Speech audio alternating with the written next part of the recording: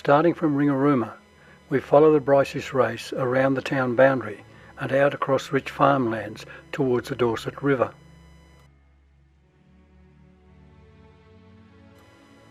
It was across this relatively flat land that the longest section of wooden fluming was constructed. Timber was cut by the 4 sawmills in the area.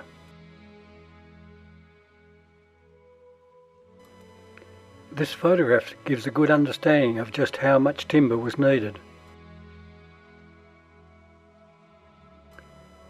These original drawings show the design of the fluming, timber sizes and the ironwork needed to bolt it all together. Nothing of the fluming exists today, as the ground has been cleared and cultivated for over 120 years since the siphon was built. However, from old maps we can identify where the race ran.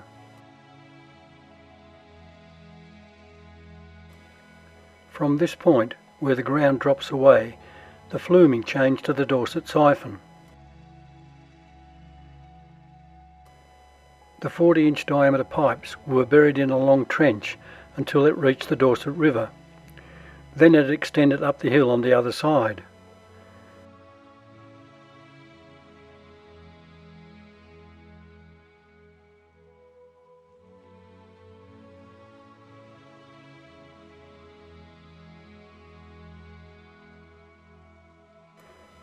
Since the pipes were below the surface here, they are no longer visible, but probably covered up when the race was closed in the 1960s.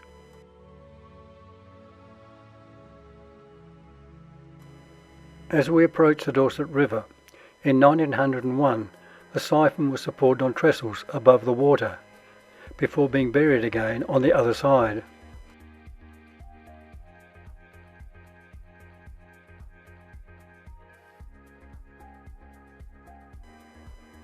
Crossing the river today, we can follow the line of the siphon down the hill to where it crosses the river.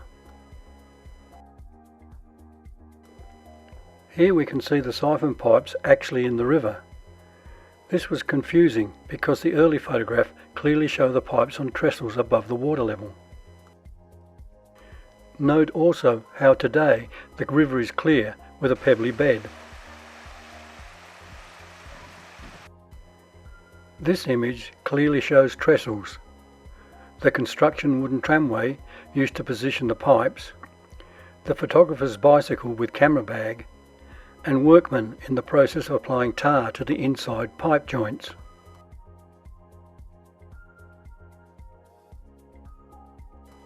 This photograph, probably taken on the Dorset Siphon, shows pipes being lifted off the trolley for positioning in the channel. The 2 buildings on the top right of the picture are just visible in the preceding photograph. From this point, the original pipework was above ground.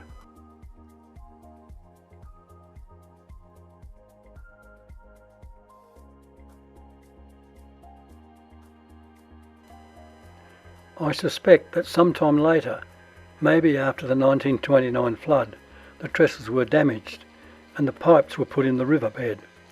Note also the river in 1901 was largely silted up with no riverbanks.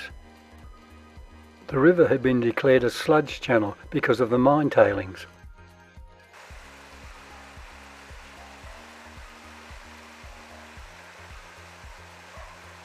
But imagine crawling up inside that pipe.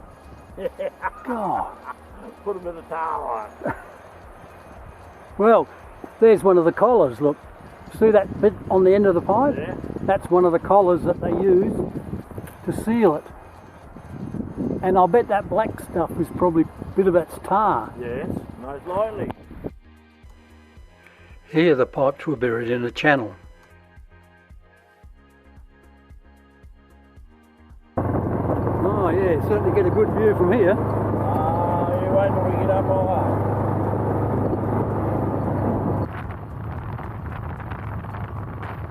I don't know whether you can stand up and see.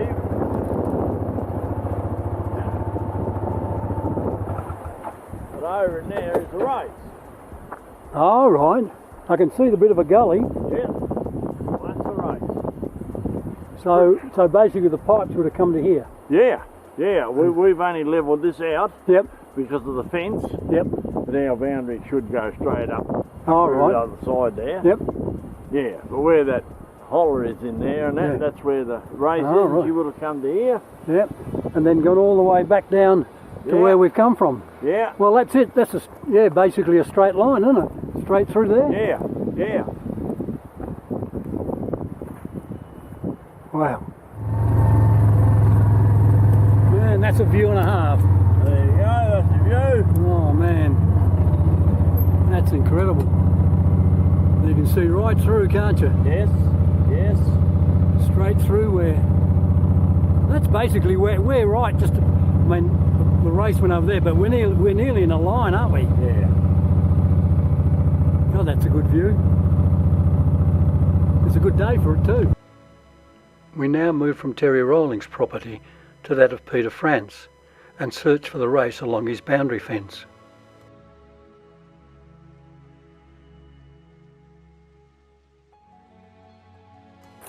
In many areas now used for forestry, the remains of the race are rapidly disappearing, but with maps and local knowledge, traces of the race are visible.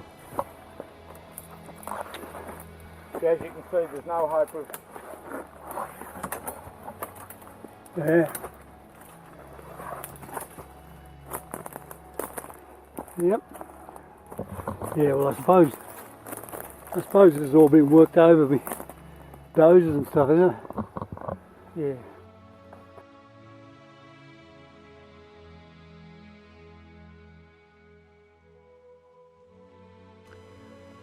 From here the race follows the contours around the hills and gullies towards Branxholm.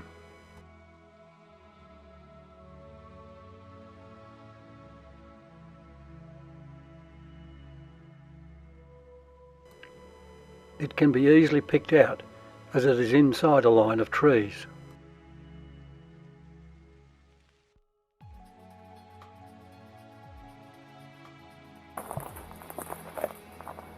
We're walking along the old Briseis water race.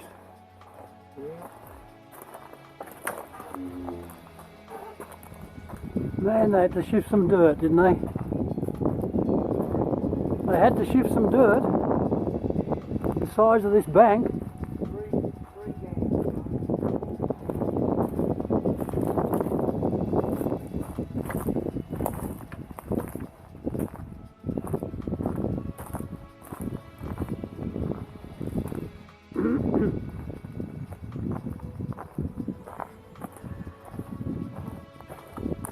Is this where you made it into a road? That's the road behind it. Yeah. The race then travels northwards around the hills towards Ruby Flats, just south of Branxholm. At Ruby Flats behind Branxholm, there is an excellent tourist walk that allows anybody to get a good understanding of the Briseis Race.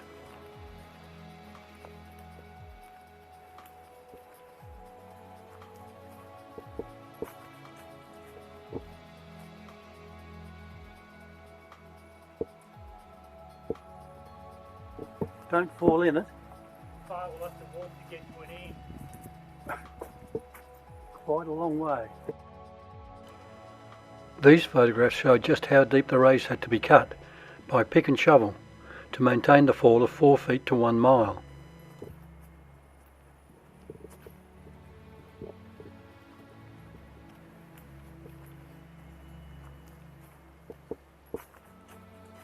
The diagram shows how parts of the race were constructed with extensive sections of dry stone walling.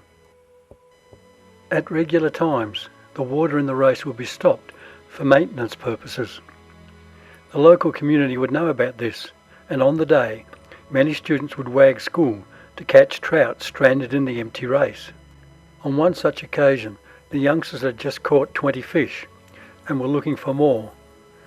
Suddenly, a man rushed towards them from the race, warning them that he had just been fined by fishery inspectors £1 for every fish he caught.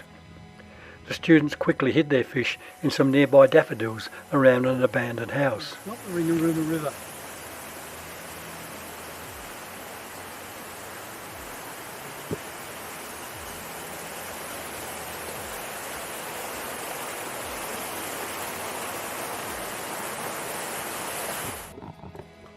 Here we come to a section where, because of the rocky nature of the ground, the race was carried on wooden fluming again.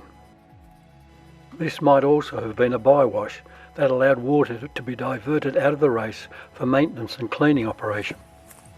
In the last 10 years, the condition of the wooden fluming has deteriorated severely, and it won't be long before little remains of the timber.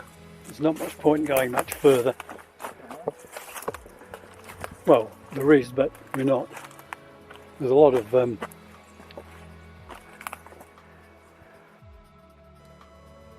These photographs were taken about 10 years ago and show the fluming in much better condition.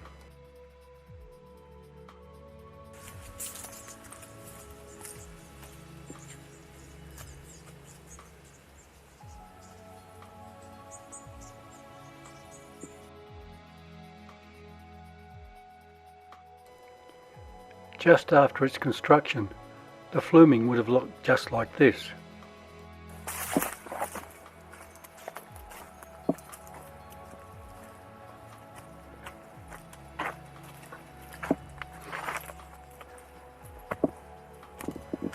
We continued along what was the fluming section until we came to the conventional race. Well, it must have been timber all the way along here.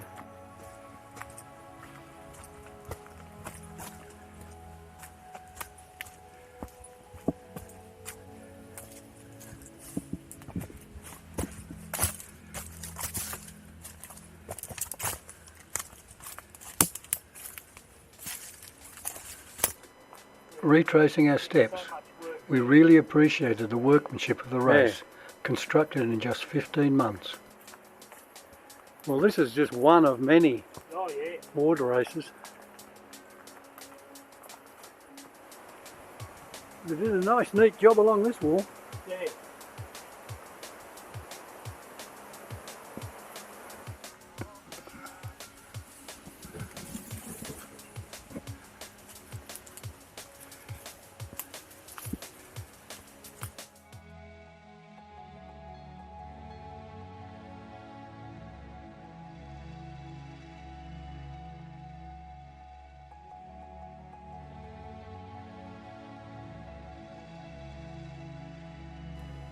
In the final episode of the Briseis Race, we will briefly visit the Black Creek and Valley Siphons before spending time following the water into the actual Briseis Mine as it was operating in the 1920s.